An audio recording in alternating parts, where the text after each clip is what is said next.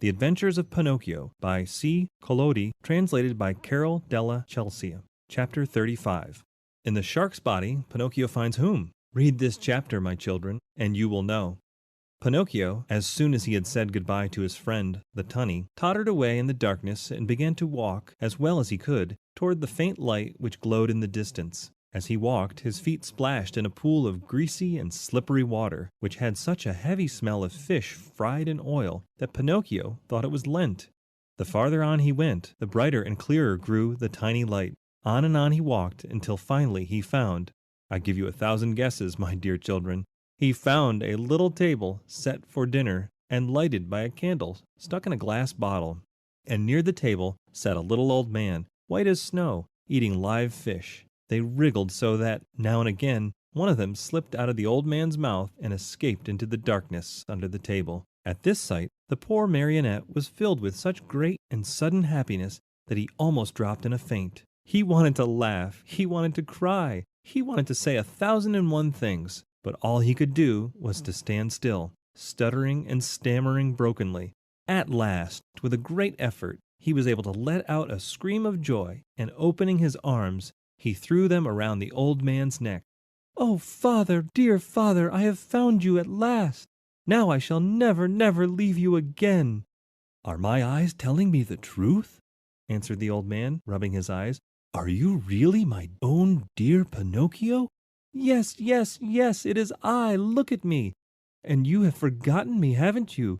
Oh, my dear father, how good you are.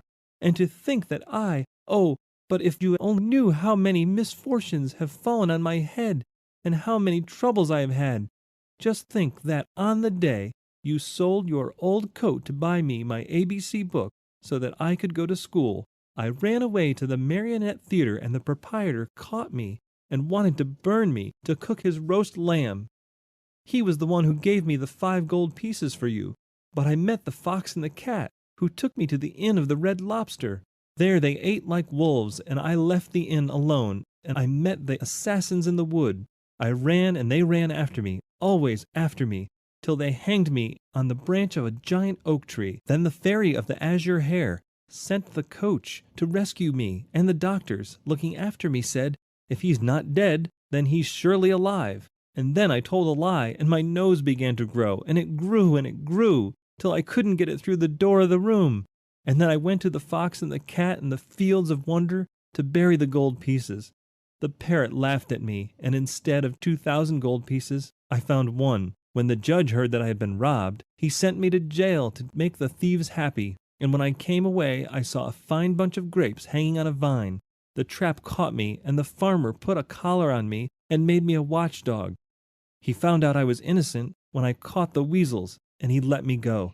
The serpent with the tail that smoked started to laugh, and in vain his chest broke. And so I went back to the fairy's house.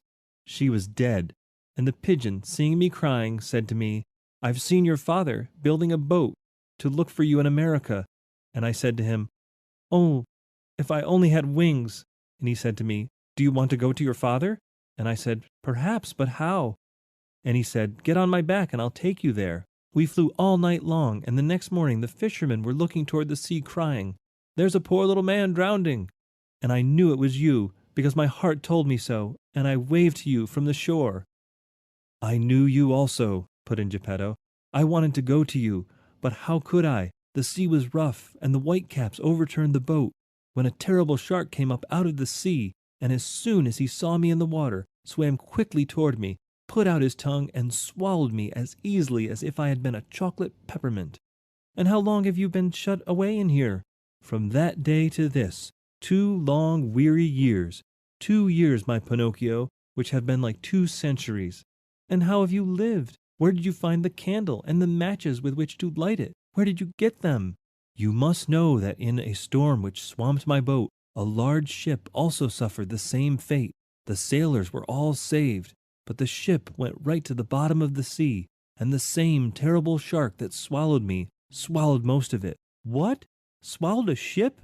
asked Pinocchio in astonishment. "At one gulp. The only thing he spat out was the mainmast, for it stuck into his teeth. To my own good luck, that ship was loaded with meat, preserved food, crackers, breads, bottles of wine, raisins, cheese, coffee, sugar, wax candles, and boxes of matches. With all of these blessings, I have been able to live happily on for 2 whole years. But now I am at the very last crumbs. Today there is nothing left in the cupboard, and this candle you see here is the last one I have. And then? And then, my dear, we'll find ourselves in darkness. Then, my dear father, said Pinocchio, there's no time to lose. We must try to escape. Escape? How? We can run out of the shark's mouth and dive into the sea.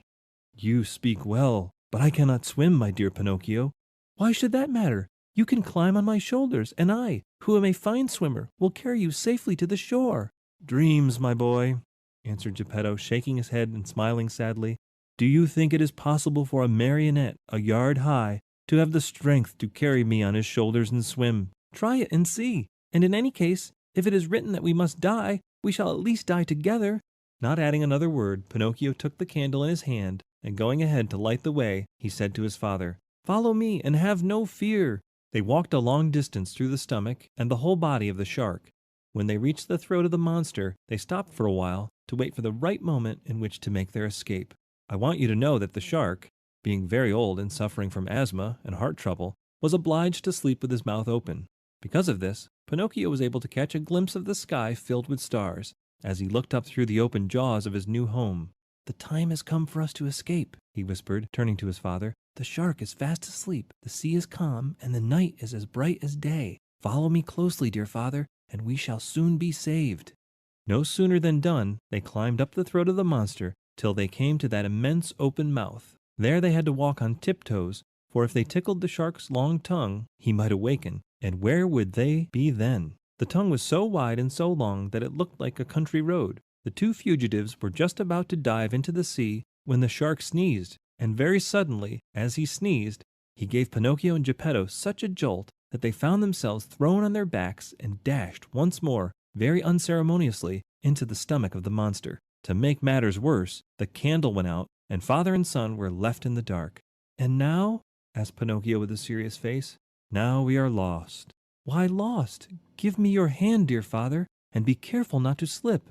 Where will you take me? We must try again. Come with me, and don't be afraid. With these words, Pinocchio took his father by the hand, and, always walking on tiptoes, they climbed up the monster's throat for a second time, and then they crossed the whole tongue and jumped over 3 rows of teeth. But before they took the last great leap, the marionette said to his father, Climb on my back, and hold on tight to my neck. I'll take care of everything else. As soon as Geppetto was comfortably seated on his shoulders, Pinocchio, very sure of what he was doing, dived into the water and started to swim. The sea was like oil, the moon shone in all splendor, and the shark continued to sleep so soundly that not even a cannon shot would have awakened him.